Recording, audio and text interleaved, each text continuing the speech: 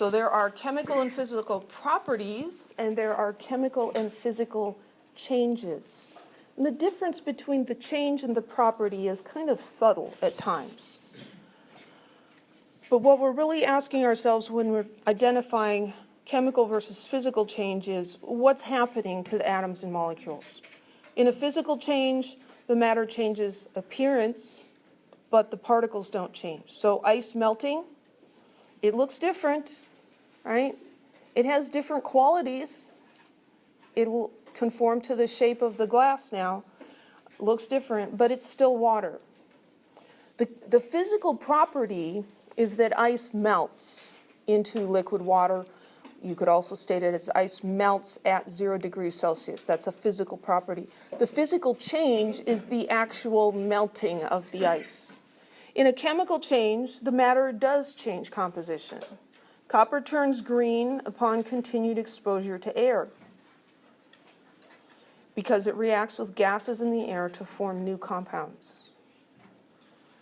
It's not always obvious, just using your eyes, is it a chemical or physical change? Because sometimes that change can involve a change in color, and it could possibly still be a physical change.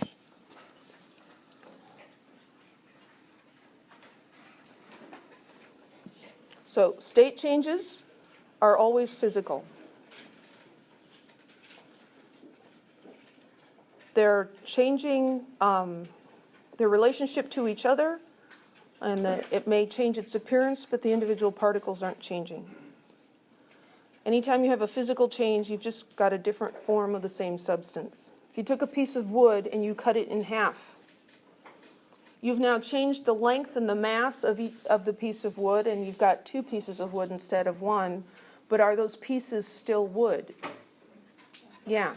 That was a physical change that you caused to occur. If you take the wood and you burn it, you light it on fire, that's a change, right? After it's burned, do you still have wood? No, you've destroyed the wood. You've changed it into something else. That would be a chemical change. So in chemical changes, we've got new forms of matter. Chemical changes result in new substances. A chemical change is really synonymous with a chemical reaction.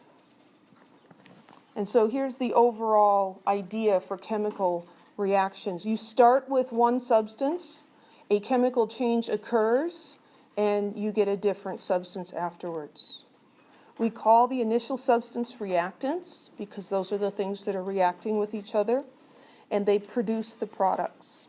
So reactants are always on the left side of the arrow. Products are always on the right side of the arrow. It's going from reactants to products. Let's think about a cigarette lighter. So cigarette lighters are generally filled with liquid butane. And if you flick the bic carefully without actually lighting it, it's not obvious to your senses, but gaseous butane will escape from the lighter. If you just hold that down long enough, you'll let all the butane out and it won't work anymore. Is this a physical change or a chemical change? It's physical. Yeah, it's written right up there, right? But these particles in here are exactly the same as the particles there. A change has occurred. It's gone from a liquid to a gas, and it was inside the lighter and now it's outside. But the particles are the same, so it's a physical change. If we light the lighter and have a flame, we now have a combustion reaction occurring here. And these butane molecules are combining with oxygen from the air, and they're producing carbon dioxide and water molecules, and the butane molecules have been destroyed. That's a chemical change. You destroy one substance, you form another. So let's practice chemical and physical changes.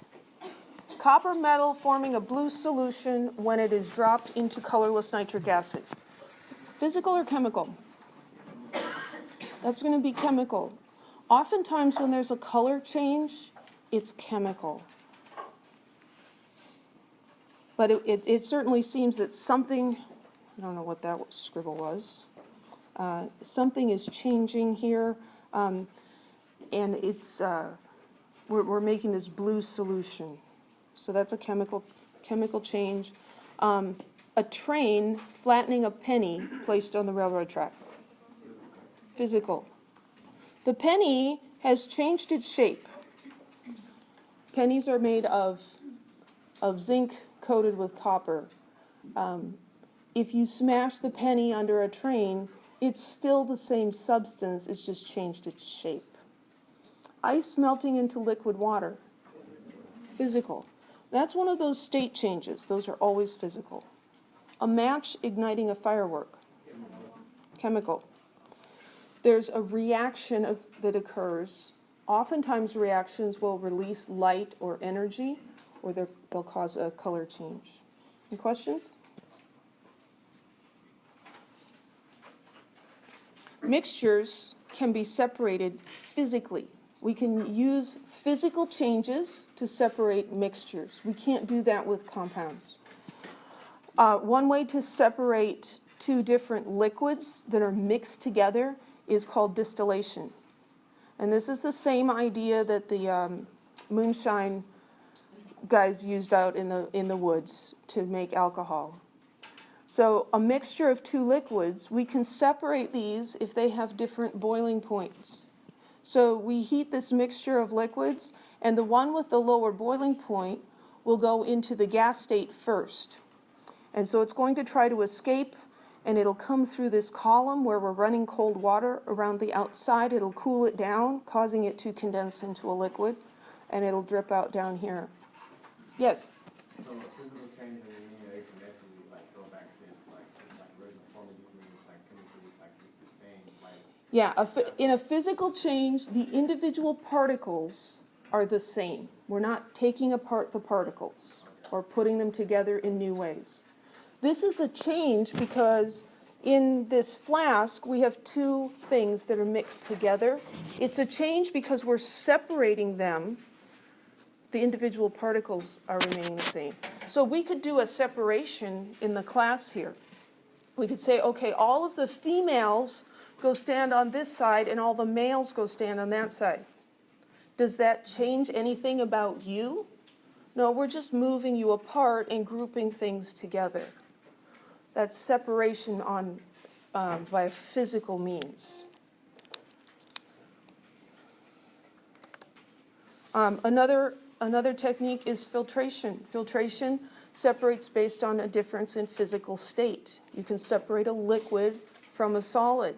You've probably all done this in the kitchen if you've ever made pasta, right? You put the spaghetti noodles in boiling water, and when the timer goes off, you have to separate the noodles from the water. The easiest way is to take a colander, a big bowl with holes in it, pour the whole thing into the colander over the sink, hopefully. The water goes through the holes, the spaghetti can't.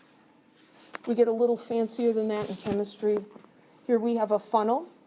This process is used in making coffee also.